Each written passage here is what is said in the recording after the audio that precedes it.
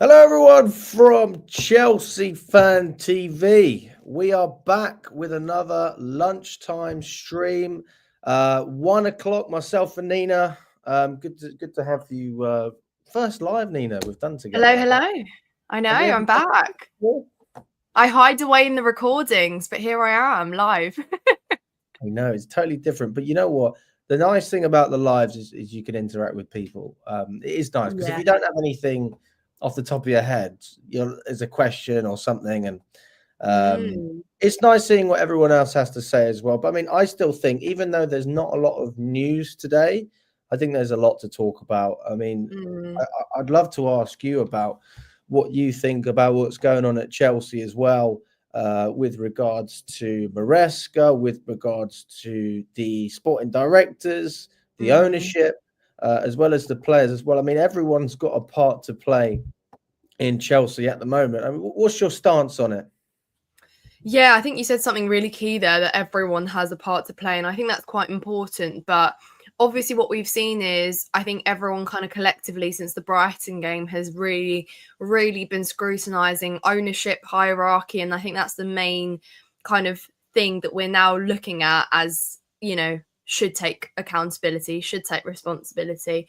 And I think what we've done maybe in the past is we've often looked at the managers first. We looked at Graham Potter, we looked at Pochettino, of course, and they were also to blame for the situation. But ultimately, now third manager into this project with Enzo Maresca, I think we're having to look further up, aren't we? Because clearly something isn't right. Decisions that are being made, and this isn't necessarily about appointing a manager. It goes deeper than that. It goes to everything about the squad building, recruitment, the appointment of sporting directors, the direction and the vision that's set out for the club in the first place. And I think that ultimately everything is kind of from up above, and we know that that's where the foundation and the running of a club and how successful it will be is dictated from. So I think ultimately, I think that is the biggest problem here now. We are looking at how our club is being run, what is the direction, and I think we're losing track of it every time. And not necessarily us as fans, because I think us as fans, we've been very, very clear with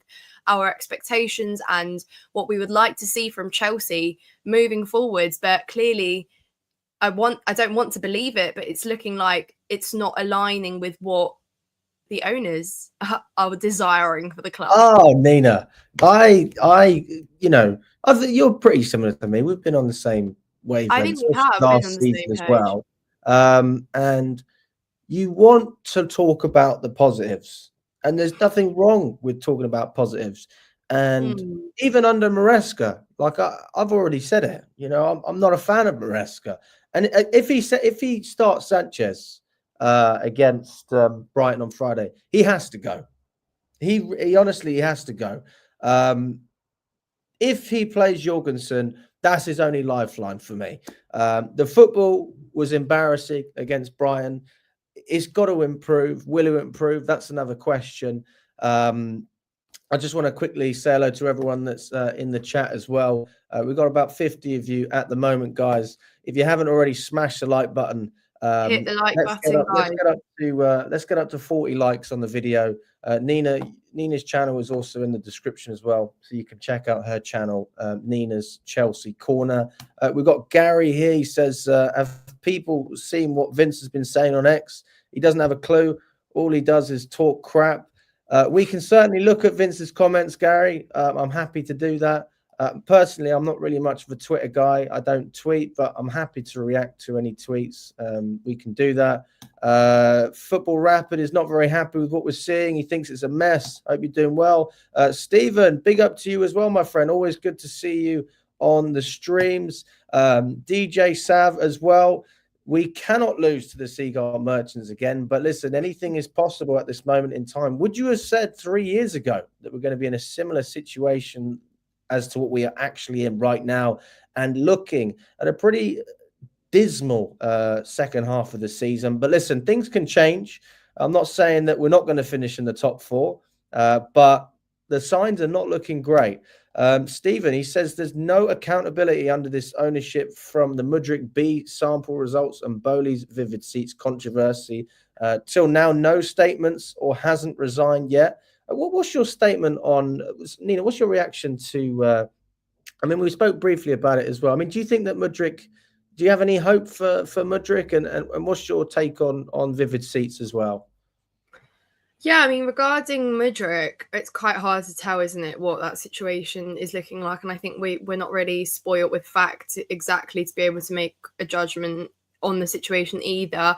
I think, it gives you a little bit of courage to see him in the Conference League squad list, and that means, we could potentially be seeing him play again. But, for me, I will look at him purely footballing side of things. I mean, even before everything happened, Mudryk was clear to see he was not ahead of anyone really in the pecking order for starting wingers currently in this moment in time. And, you do worry. You've always worried about his future. Me, certainly. I've been a big advocate for Mudryk to get more minutes, get playing time. But even me, I've started to sort of believe that maybe, there's definitely a footballer there. But I always think, and I now firmly believe, that a career move to Chelsea was too big too soon for him, and I think ultimately everything went downhill for him, maybe personally and professionally as well.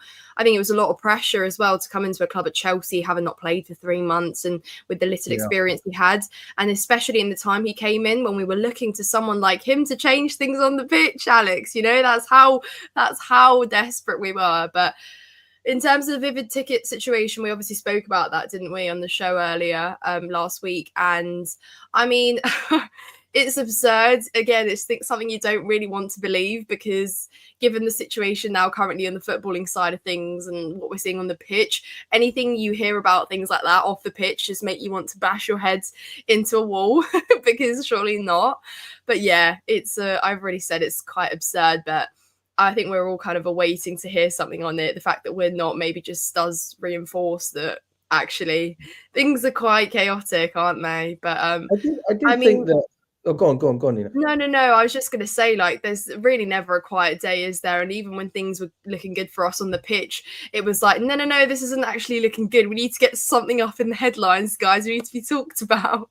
And then honestly, here we go, bam. And we've got a bloody rugby player. A rugby player is going to solve our footballing problems. And I was listening to Scott. I think he was talking about it last night. He's not even the best rugby player we've had in. We had a New Zealand mental coach 2-3 years ago. You remember in Potter's season or whatever it was, to change our mentality. Look where that took us. And the fact that we've scrapped that, and he's not even the second rugby coach we brought in. I think he's the third one. I can't remember the second one, but I'm sure he's signed more than 2. Let me know in the chat, guys, as well, if I'm right or wrong. But yeah, I mean, from Vivid Seats standpoint, I do think that it'd just be fair for Bodie to address the situation. But I think we're more likely to see him address these things at a Bloomberg conference or on Forbes magazine or whatever it is, as opposed to directly interacting with the fan base. But again, sometimes these things take their time. But the longer you wait, the worse it gets. Why let these things stir up when you can just nip it in the bud straight away? I don't think there's anything wrong with that. And maybe it would give fans a little bit more context. Even if it doesn't sound good, I would appreciate a bit of clarity. Just some peace of mind as well, yeah. Yeah, I mean, listen, it's not the worst thing in the world, but it's not a good thing either. When we talk about Vivid Seats, as far as I'm aware, it is an American market. It's not a European market. 97% of their revenues come from American ticket sales anyway for American events. But that doesn't take away from the fact that you still have English Premier League clubs that are not being able to deliver tickets to their own fans because you have Americans who are coming over, and there's nothing wrong with Americans coming over. If you're taking seats from fans who want to go there, who are supporting the club and following the club, who are genuine supporters. Like I know Steve, for example, spoke to the Sun. You might know him as well. He's Stevie Proper Chelsea. I really like him. He's got a funny Instagram page as well. And he said to me, he said, Alex, if I want to take my kids and if you want to take your kids, that's when this becomes an issue, because it's not just about people being priced out.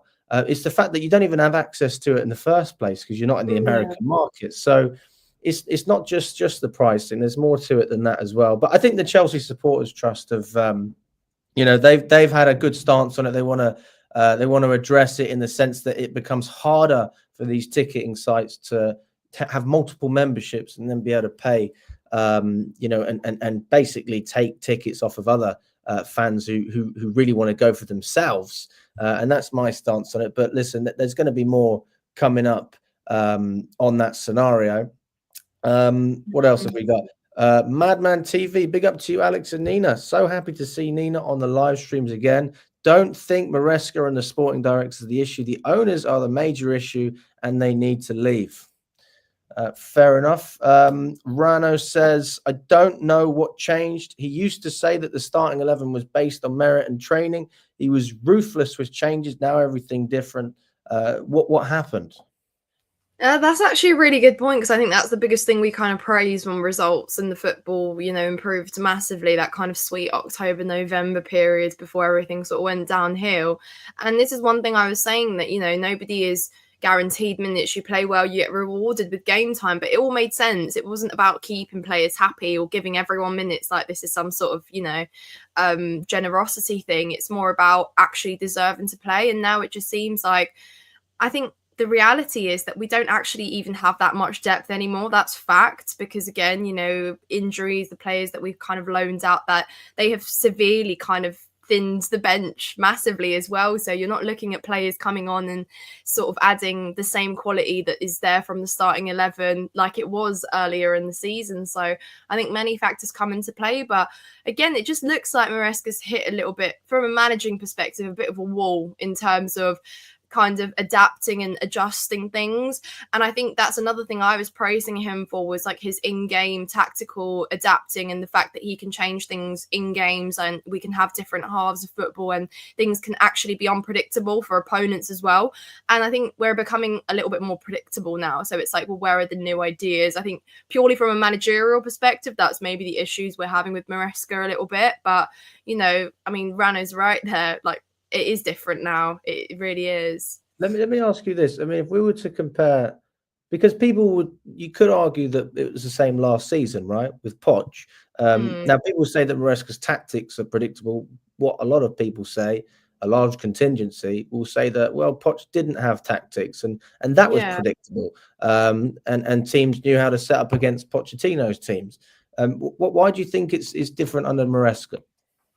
Well, to be fair, I actually think I've been surprised with some of the lineups this season. That never really happened with Poch last season. We could pretty much build the starting 11 every single time for games. And, injuries came into play. And I think that's maybe where I'll cut Poch slack a little bit last season, because, Maresca has had more players available this year. But also it just comes down to the fact that he has showed us more, like I said, tactical adaptability in games. I think Poch did become very predictable. Our football was very dire. I think if you want to look from a purely entertaining perspective, I think I have enjoyed watching us play football a lot more this season, especially again in some of our better games this year, and we've been more exciting to watch. Obviously, goals have gone up as well significantly. Even though that goal difference is decreasing by the day, it is still a lot more positive than it was last year, in terms of goal difference. But yeah, I don't know, Alex. It is becoming a little bit dire now. And actually, we spoke after, which game was it? Our last home game, me and you, that the football seemed a bit boring. West Ham, was it, the first half? And then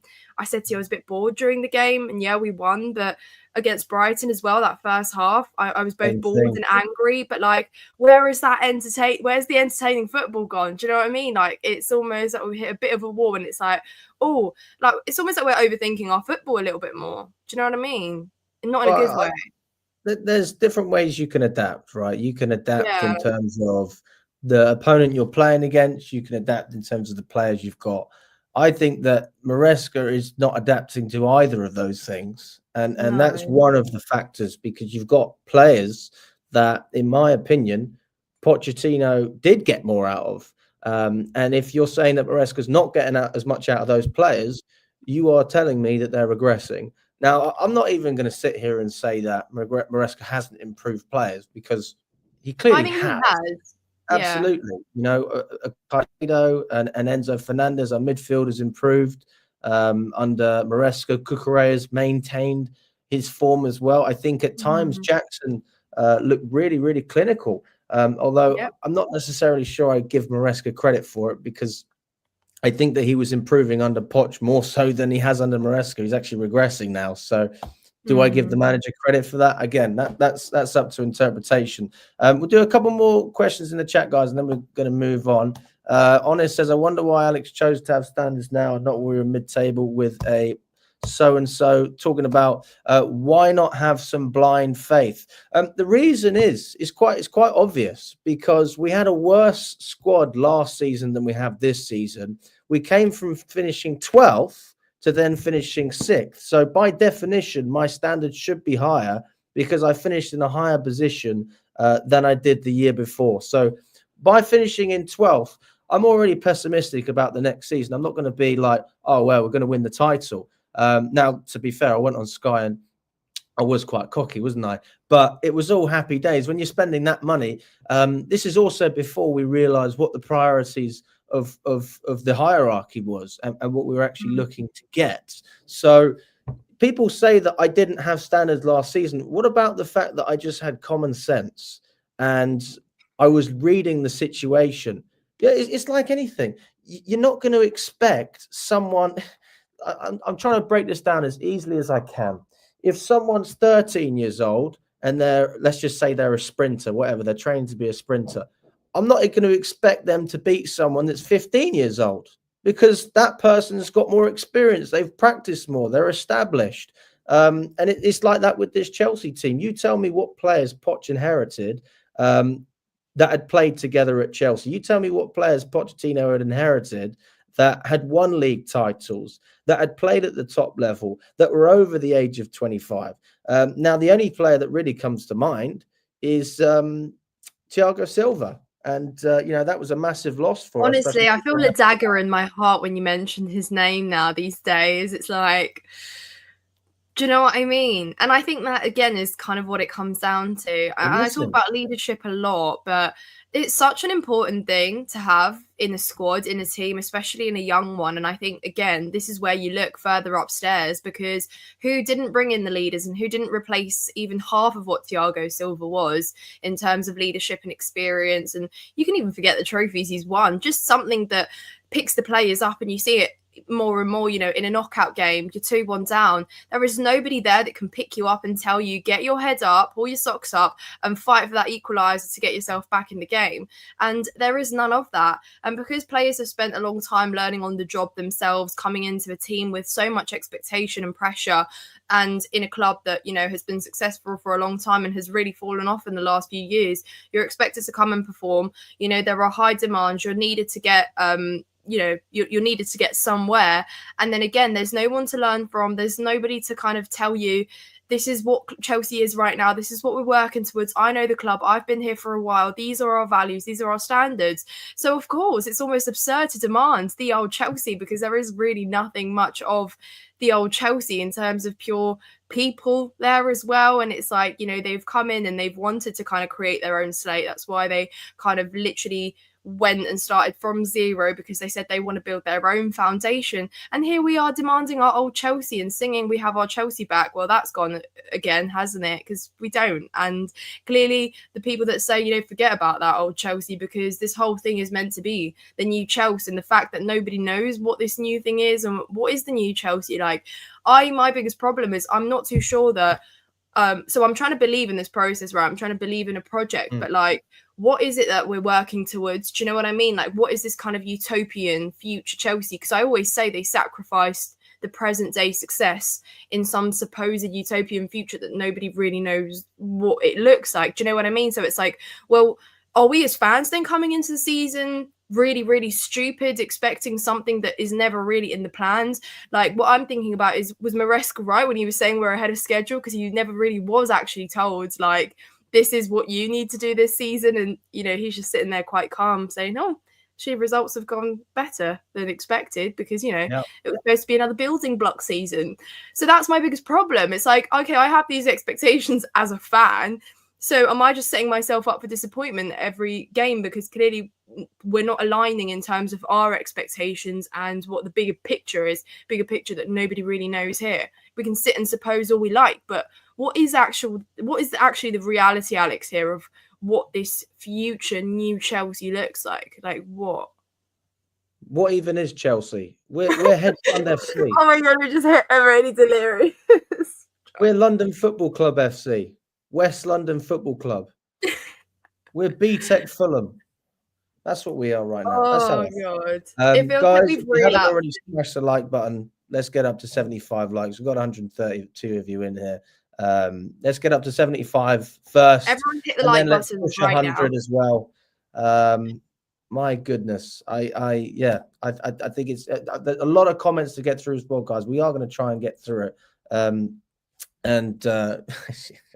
Just crazy. I love how we've hit the delirious stage only 20 minutes into this live. That's honestly how it is, Nina. I'm not even struggling. Sometimes you do a show for an hour and you don't really know what to say because, Charlie messaged me. He said, what do I talk about this evening? What don't you talk about? There's so much to talk about. For me, I'm not that we have just been talking about, though, Alex, isn't it? It's almost like the same conversation resurfaces at some point. Right now. I mean, it's not just about being a hot topic, though. It's what needs to be spoken about. And I'm not saying that, fans should say, I hate these guys or I don't hate these guys, but just point out the obvious. You can dislike what we're doing. You can like what we're doing. But understand what we are doing. And if you don't understand, then it's good for you to listen or even do some of your own research because there's a lot of layers to this. There is a lot of layers going on. Now, guys, I actually went on Talk Sport earlier on this morning and I spoke with Jeff Sterling and God, what's the name of the other guy? And Tony Casciano as well, who's an ex-Chelsea player. And that was fun. First of all, I was like, God, why does it have to be 6:30 in the morning? But anyway, I got up. I did my best, guys. Anything for the Chelsea. I tried my best. And anyway, I thought I'd share with you what I had to say on TalkSport. And you may agree, you may disagree. But yeah, this is what we've got at the moment. There's no number one at Chelsea centre-half. That leader that guides the number twos. The second one, the guy that sort of reacts off the main centre-half. They obviously, Thiago, when they lost Thiago, yes, he was 38, 39. He was still their best centre-half. Yeah. And Chelsea have got Neto, by the way, who's a great player. Tariq Lamptey had him in his pocket. And he knew Neto couldn't get past him. So they've had a lot of this Cole Palmer.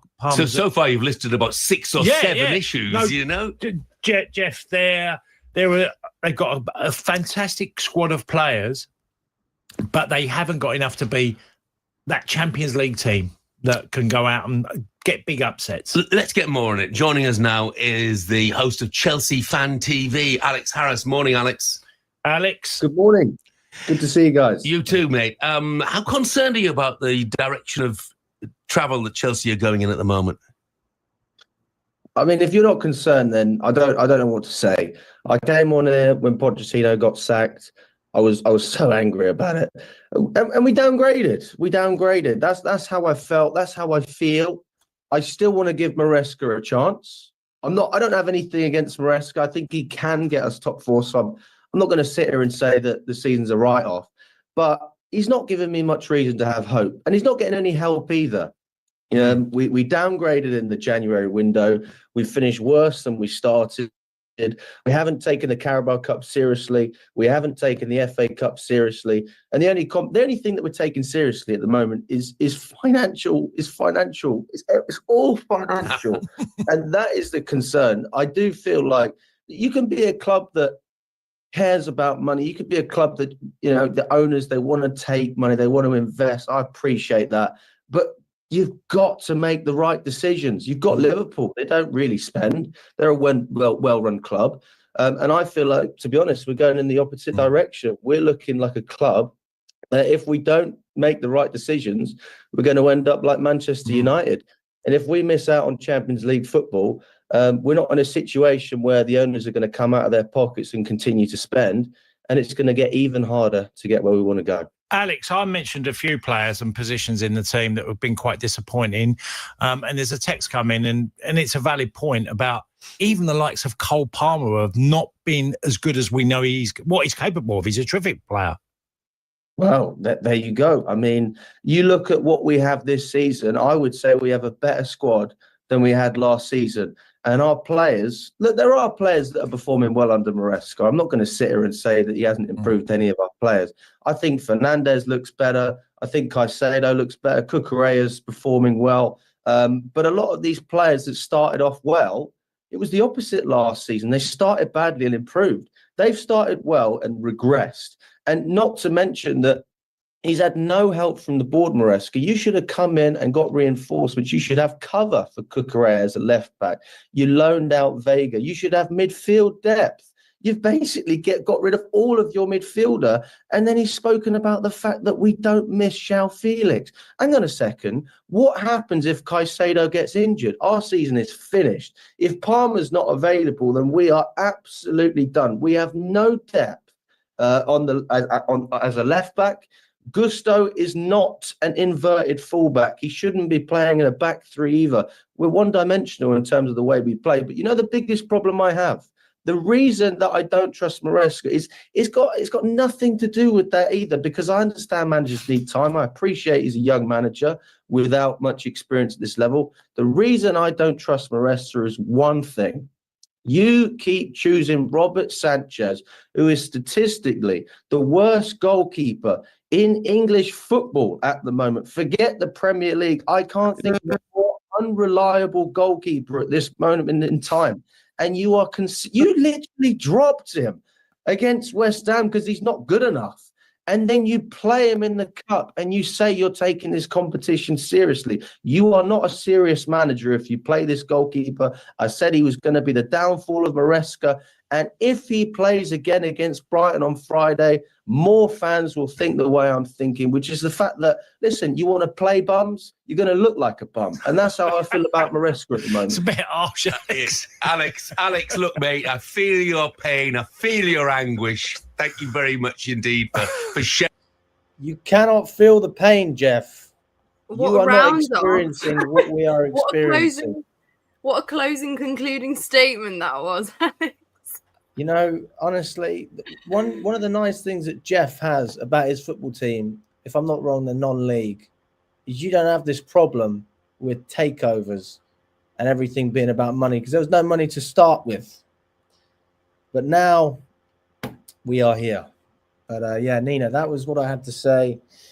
Honestly, I feel like I said, generally speaking, what I wanted to say. Obviously, I'm not given a 15-20 minute segment, am I? So there's only so many things I can bring up.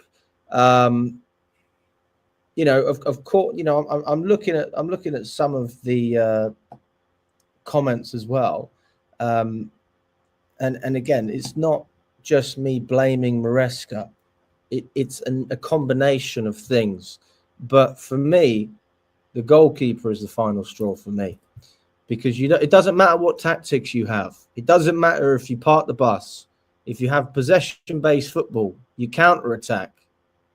You like to have your touchline wingers, inverted, whatever.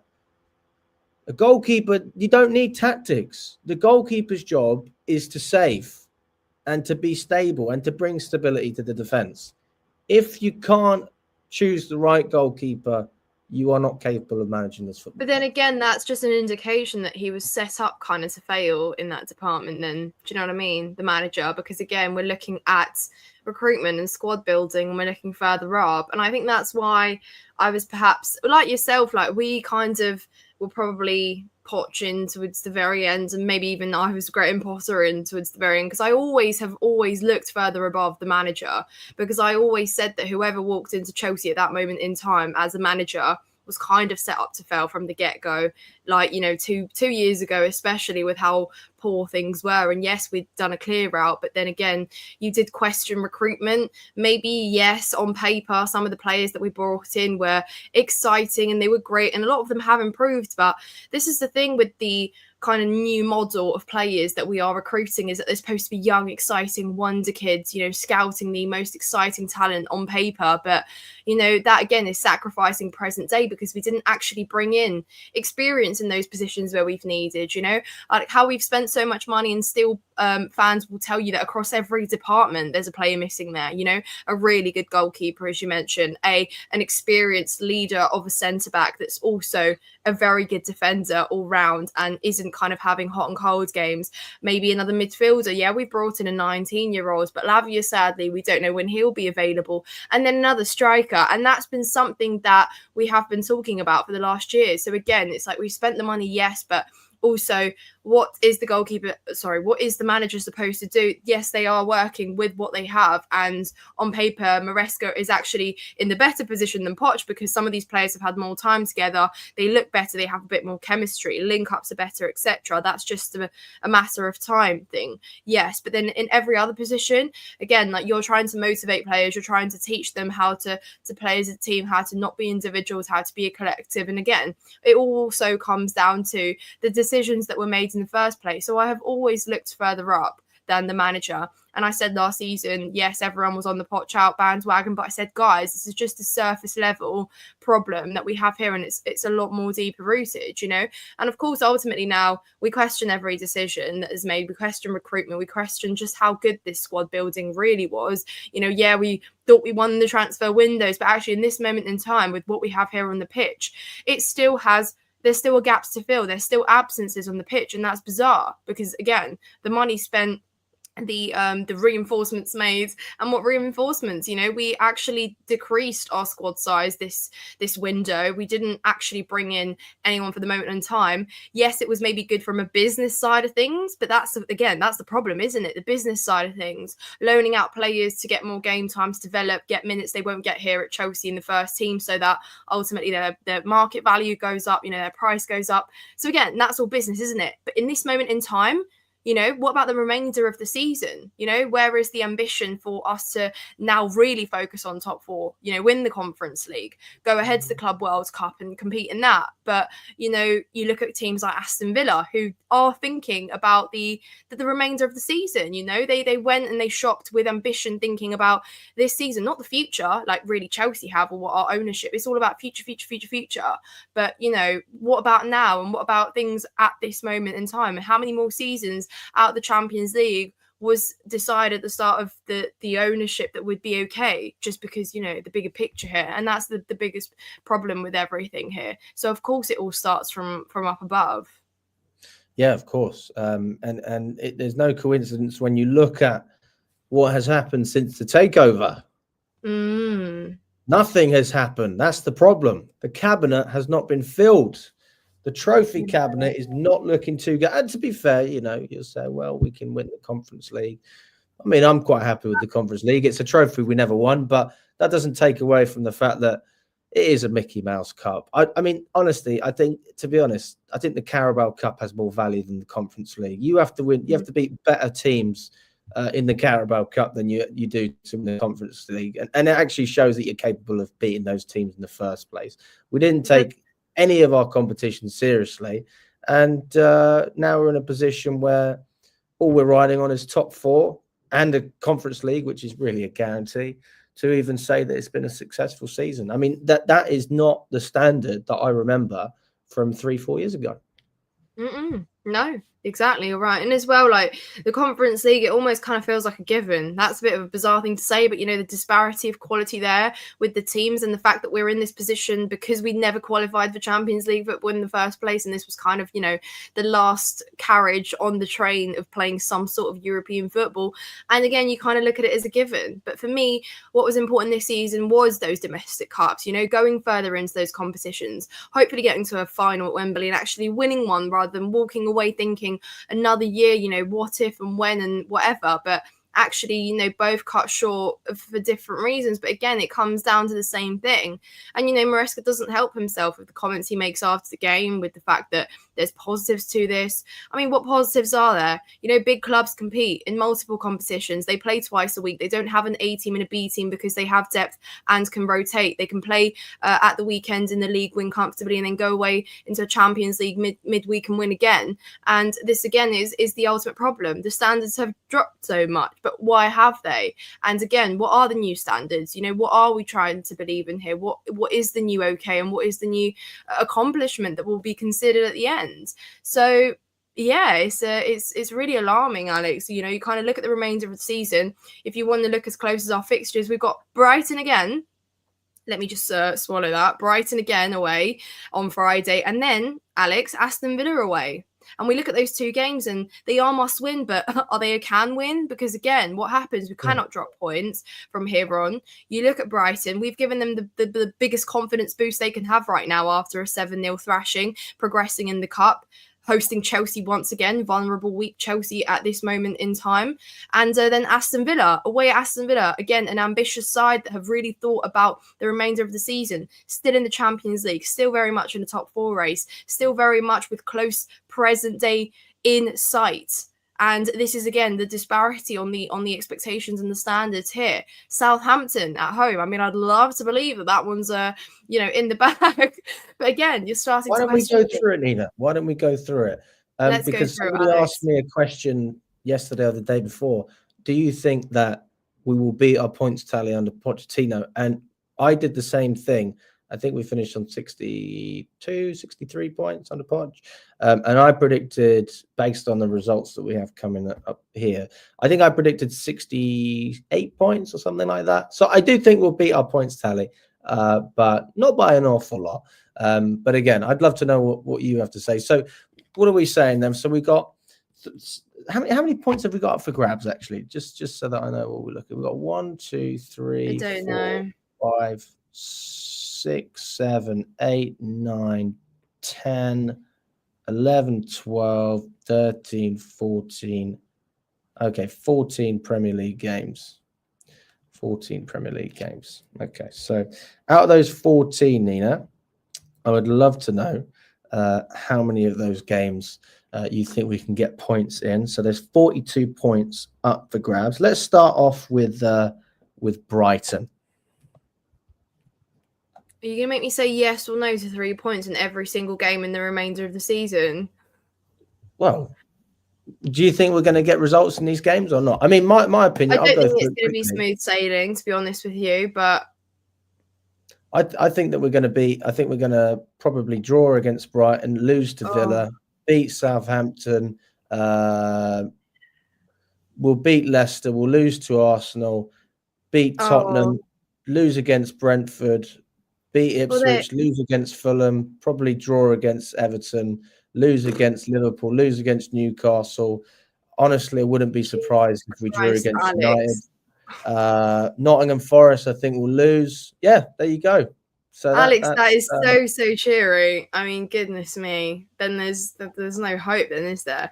I mean, with all the things that you've just listed there, that means we're not finishing top 4. If those results go as you say, that's not a top 4 finish. I'm banking on top 5, Dina. Goodness me, I kind of want to bash my head into my desk right now. But then again, do you know what my biggest problem with everything there is? That you're almost thinking like last season, because last season, this is very much how we would have gone through this run. Season before as well, all the teams that you've listed there that, you know, on paper we'd be beating, we'd lost to, because every game was almost impossible. You look at Southampton there a couple of seasons ago, before they went down, they did the double over us, and then they went down happily into Championship to come back up. But, you know, again, these are all games that in reality, we were losing last year. I mean, I look at Aston Villa. For me, Aston Villa at home was one of our best games this season. And how much of a different team do we look now? Do you know what I mean? Like, how much lack of belief do I have going into this game now? The disparity is actually insane to me. And the fact that, you know, I almost thought, and we all thought, didn't we? Oh, the dip in the road in December or something we'd pop out of. I think it was always gullible anyway to believe we'd win, every game. And okay, every team goes through their kind of challenging month or so. And maybe for us, that was December, but it's stretching further along from that now, isn't it? So it's becoming a bit concerning. And the fact that I'm going into games now thinking, I'm not too sure. We're not going into games like we were in that sweet period towards the start of the season. And the fact that I'm going in with so much concern, and that just gives the opponent all the more confidence, right? It gives the opponent. And actually, Alex, you can look back and you could probably think we're quite lucky to take the points of some of the teams that we have. You look at the draw against Nottingham Forest. Goodness me, a point in that game actually, in hindsight, was extraordinary.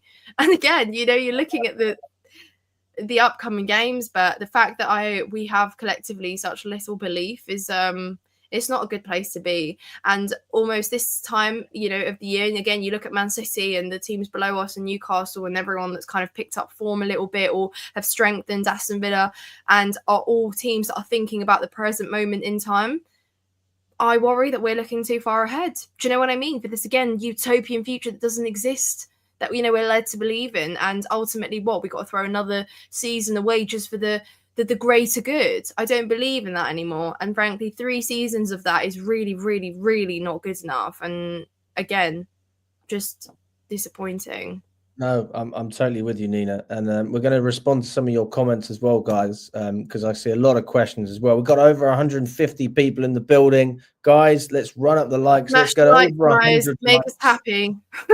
Well, that's as much as we can get, because we won't get it watching the football the way it's going, and we're certainly not getting it reacting to the news that we're getting from the club. So smash the like button. Let's get over 100 likes. Let's get up to 120 as well. Let me know what we're on as well, because I can't even see. But yeah, appreciate your support, guys. Now we are currently on 64 likes. Not good enough, guys. Please run it up. Run it up. Let's get up to 100. Right, we're going to give you some questions to react to, Nina. To be honest with you, I react to a lot of these questions anyway, so I think it would be refreshing for people to get your perspective on some of these questions. And there's going to be quite a few, so if you want to pass them over, I'm happy to help you out as well. Siad says, we're moving like a mid-table team. We should have seen it when we hired Maresca, a championship manager, although he's done good with the squad. If we were serious, Maresca would not have been hired. Well, again, who really saw the Maresca appointment and said, yeah, this is the one I wanted and this is the one that's going to take us to the next level? No one really. Again, it's just one of those decisions you have to kind of get behind. Bit of refreshment coming in, and you again chose to trust the ownership and those who made that decision. And again, this is why it's now coming down to, again, are the correct decisions being made? What's going on? I mean, first and foremost, you'll look back at the Graham Potter appointment for 5 years, guys, might I add. 5 years that appointment was for, Alex. That again tells you everything you need to know. So yeah. I mean, the only good thing about the Maresca appointment, if they were to sack him, is I think he's on like half the money that Potter was on anyway. But that doesn't make it good. And we talk about efficiency, cost cutting. How can you justify raising ticket prices and things like that when you just, it's just so bad. It's honestly, we need efficiency in this club. When you're spending all that money, spend it in the right way, because you're going to run out of it at some point. And we may even already be at that stage, but we don't know. It's interesting. Sean says these owners do not care about winning as long as they flip a bunch of 18-year-old Brazilians for more dollars. Yeah, you can't blame that mindset. Again, it's what it looks like. Those 18-year-olds you bring in, all too well are not going to transform your team in the present moment to compete with all the teams that are currently competing for top 4. So again, it is financially driven, isn't it? It's not for the pure footballing aspect of here in this present moment in time. So again, we're looking at recruitment. We're looking at the sporting directors. Yeah. I do you know what? Again, it's people know it's about money, but how do you make the money is the question that we throw out there. You can raise ticket prices. I don't think people would complain too much if you were still buying top talent. But if you're spending so much on unproven players, I mean, it's very difficult to get behind that, especially when we're in a position like we are now. If we don't make Champions League, we're really going to struggle, because that's going to be 3 years out of the competition that we've always played in. Right. Chelsea Boy says that he played Sanchez in the cup because he's guessing Jorgensen's the league goalkeeper now. Is that what you think, Nina? I hope so. We will find out on Friday. Nervous laugh. Nina, do you think that Duke is right? Do you think that anyone working under the ownership is a yes man? Do you believe that? Yep. They are, aren't they? Yeah. Is a simple answer. Yes to the yes. Yes to the yes. There you go. You heard it from Nina. Sebastian says, I understand the frustrations with Sanchez. However, I don't think Maresca has the last say on the goalkeeper. It seems like someone is making him play Sanchez. Our head of the goalkeeping department is Robert Sanchez. Is Robert Sanchez right? Sorry, I don't know why that got me. I mean, I personally don't agree with that. I think that there is political pressure. Of course there is. But I'm sorry. The manager has the final say. I'm sorry. If that is genuinely the case, well, you've got to remember, we have other goalkeepers we brought in. It's not like we didn't buy Jorgensen. We paid for him. This exact same recruitment team brought him in. Like, why would there be any political pressure to play Robert Sanchez? And also, people talking about increasing his transfer value. Every game, his value goes down because he gets worse. His transfer value, according to Transfer Market, is 20 million. I think that's exceptional. I would take 20 million in a heartbeat. That's a loss of 5 million, but that's a gain on 20 based on what I actually think he's worth. So for me, I mean, I'm guessing that question's directed at me. I mean, do you have any thoughts on that, Nina? No, I don't. Alex, I told you in September 2022 where I stood with Sanchez, 23. It's still the same. Do you think that Maresca's out of his depth, Nina? Look, I think any manager that comes in to deal with this situation and to do what he can with these players ultimately would be the same thing. And again, it's all about the things that are missing still in this squad. So I think there's only so much you can do with what you're given. Ultimately, at the end of the day, we're missing leaders, we're missing experience, we're missing those players, the key figures that know what the club's about and can pick players up, that can teach young players how to play. And again, I always come back to this. Players looked half decent playing alongside Thiago Silva purely because of how brilliant he was and how intelligent, and you know, a player of that class and of that kind of level, yes, he can make anyone alongside him look even half decent because of, you know, just again that the transmission of the leadership and the experience and everything he exerts. I miss hearing like sitting in Matthew Harding behind the goal. I miss hearing his voice just shouting things out. No one does that. Nobody does that. We're not vocal enough. We're not vocal enough, Alex. We're not vocal enough. And then if something goes wrong, all you hear is them tapping each other and going, you know, you're meant to be there or whatever. And, you know, why has that happened? But it's always after a mistake's been, yeah. No, I'm always angry about that. And then to answer the rest of it, boring, predictable patterns of play. Well, yeah, there you go. No plan B and playing players out of position. It's crazy. Well, when we speak about fans being the players being vocal, I think the fans also, like, I'm not going to sit the atmosphere has taken such a turn this season, and we both sit in Matthew Harding, and I've spoken with people in Matthew Harding as well who agree that the atmosphere is not what it was. For whatever reason, that there might be people that don't want to turn up, or people that can't get tickets. We already spoke about Vivid Seats.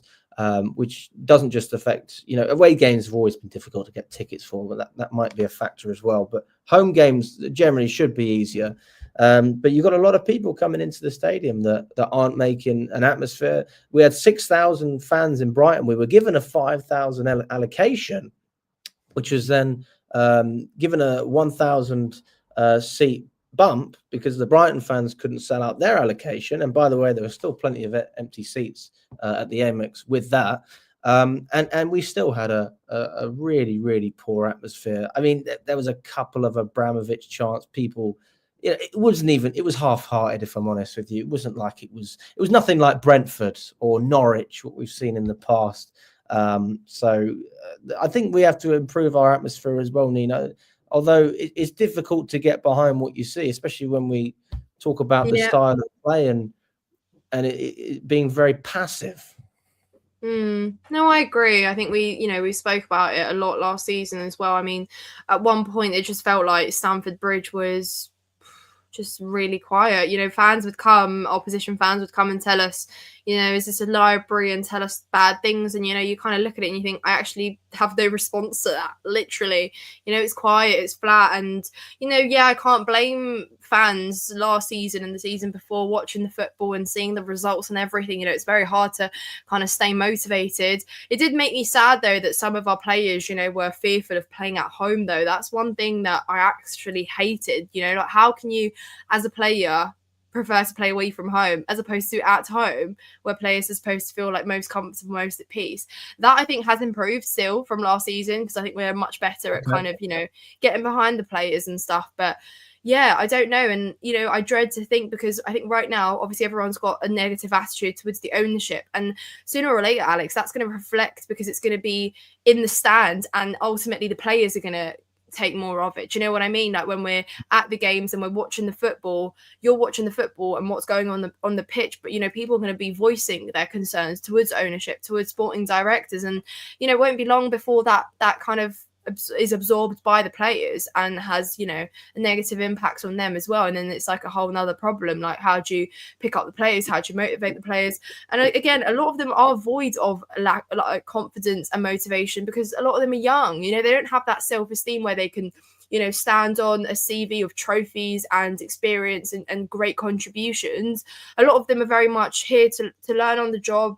They're at a big club for the first time. They're competing in the Premier League, competing for titles and stuff. Well, not competing for titles, but supposedly in the future, but haven't done so previously. So again, if you're a player that kind of feeds off energy in the stands and need that support, you're not really going to get it as the season goes on. And if things stay this way, and especially when people start voicing how they feel towards the owners, that's going to reflect on the pitch as well, Absolutely. No, I think you make some very, very good points. And just reading through the chat, I mean, there's so many things you can address. I mean, Mickey, I hope you are not right. I personally don't think that this is even a consideration.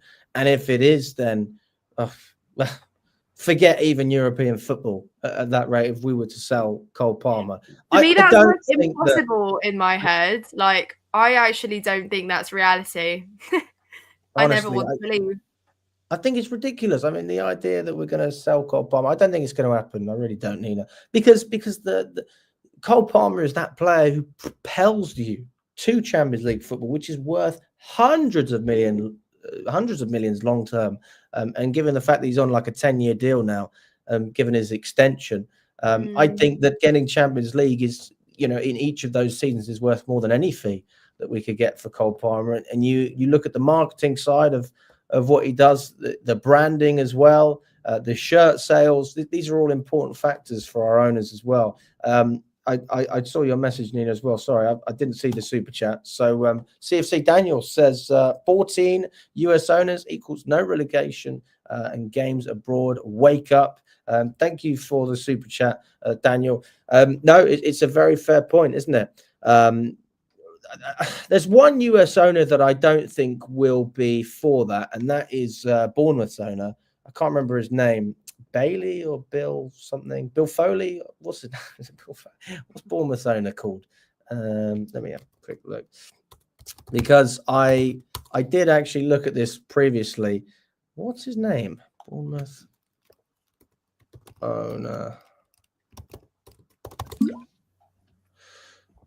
Bill Foley. Yeah. There you go. Now, Bill Foley, as far as I'm aware, I've watched quite a few of his interviews. He actually seems like a really likable bloke. He's quite old, and he's basically said, "Listen, I'm not exactly the youngest guy in the world, so I want to do as much as I can for Bournemouth while I'm still here." So he's very much against bringing football to America in that sense. But when you look at all of the others, I completely agree with your point.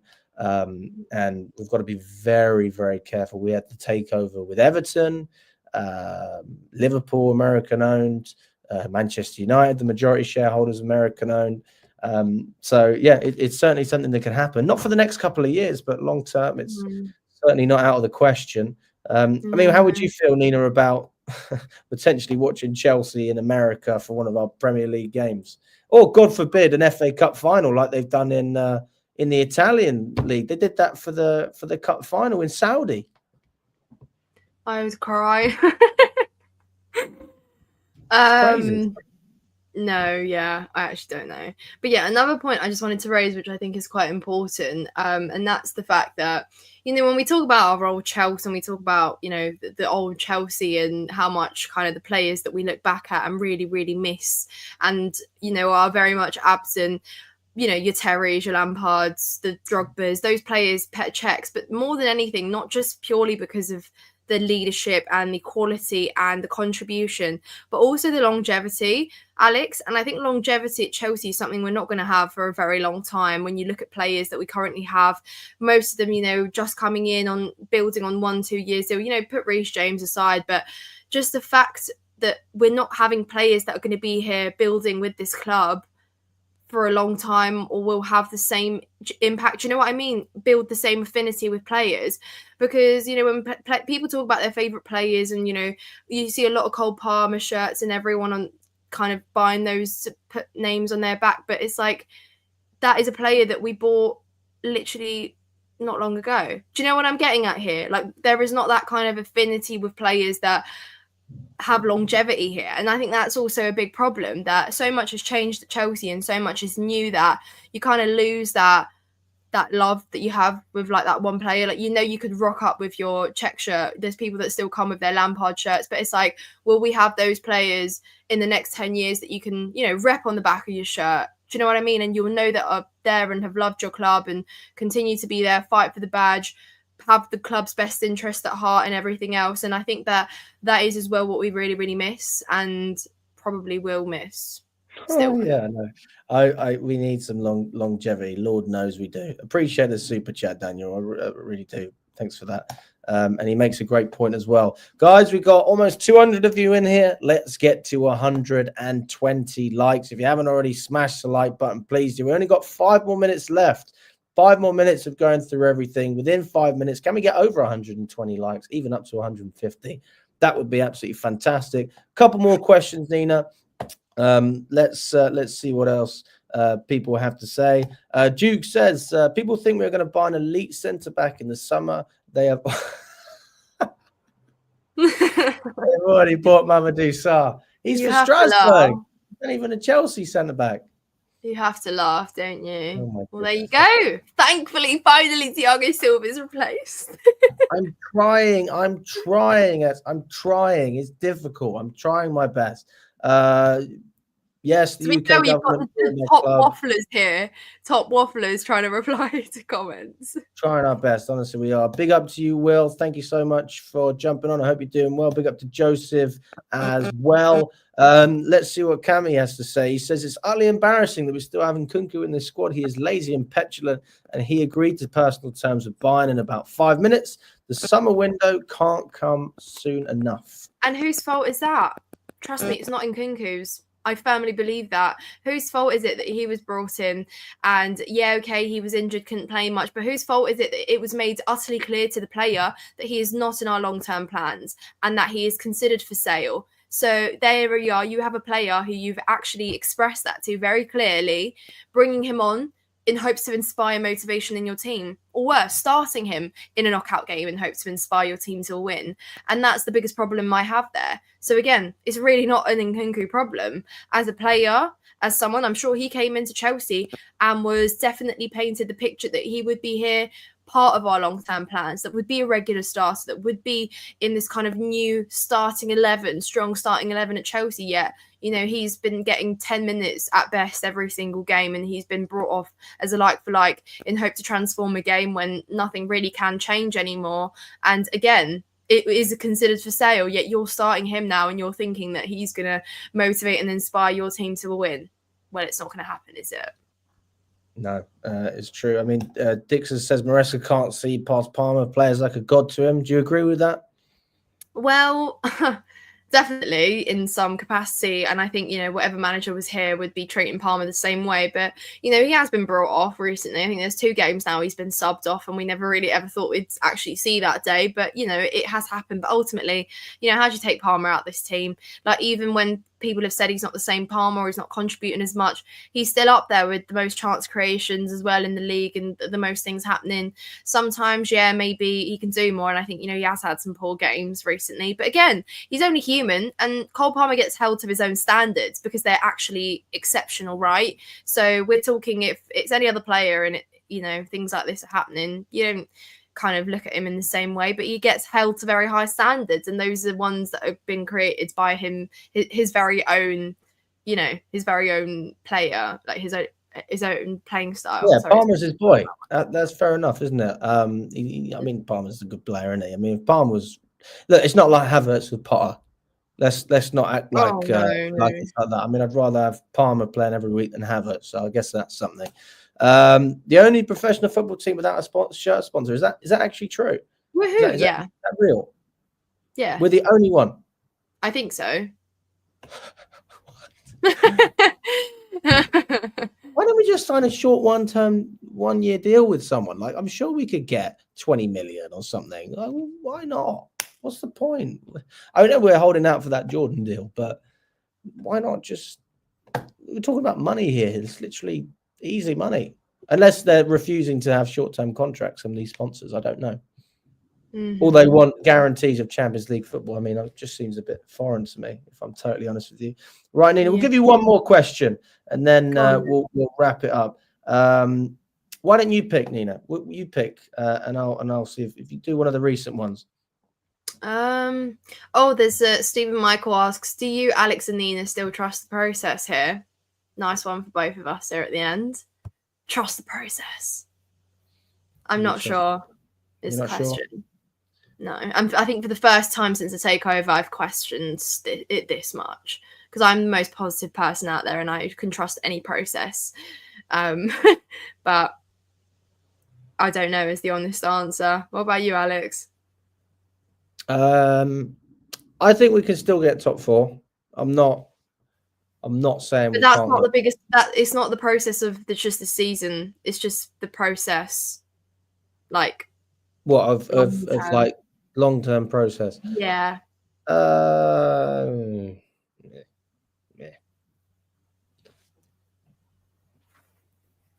It's not.